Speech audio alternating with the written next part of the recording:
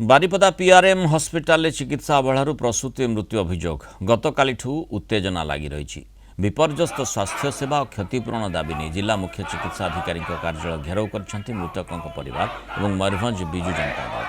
कुलियणा थाना पोखरिया गाँवर बुगाई हांसदा पत्नी बाली हांसदा प्रसव वेदना होगा बुधवार बारिपदा स्थित पीआरएम मेडिकल कॉलेज और हस्पिटाल भर्ती कर किंतु प्रसव अस्त्रोपचार बेले प्रसूति मृत्यु घटी।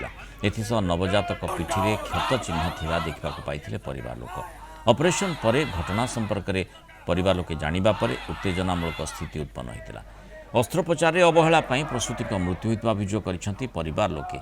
गुरुतर शिशु एवं एसएनसीयू रे रही घटना को नहीं थाना रे परिवार लोके अभियोग कर संपृक्त डाक्तर विरोध में दृढ़ कार्यानुष्ठान दाबी होती। मैं अभियोग करुँचे सेटा कटा पेशेंट को भी कटा न्याय चाहूँ आमको न्याय मिलू आमर उपयुक्त क्षतिपूरण मिलू हमको।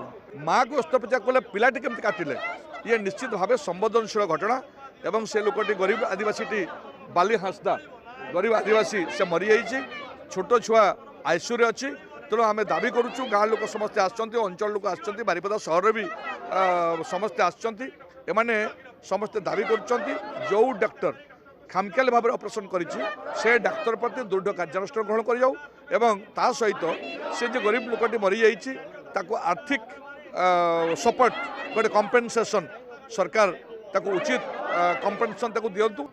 सिजारिंग भूल करने कारण समस्ते कहते एठी से निशाशक्त अवस्था थिले तेणु सिजारिंग भूल करने कारण गोटे आदिवासी माटार जीवन अकारण रे चलीगला से जो भाया भाव में सिजारिंग करी माँ को हत्या कले एवं शिशु मध्य जीवन मरण सहित लड़ुची आम दाबी करुचु ताको अविलंबे गिरफ करा जाऊ एवं जो माने एथिरे संपृक्त अछंती ताको उपरे दृढ़ कार्यानुष्ठान ग्रहण करा जाऊ।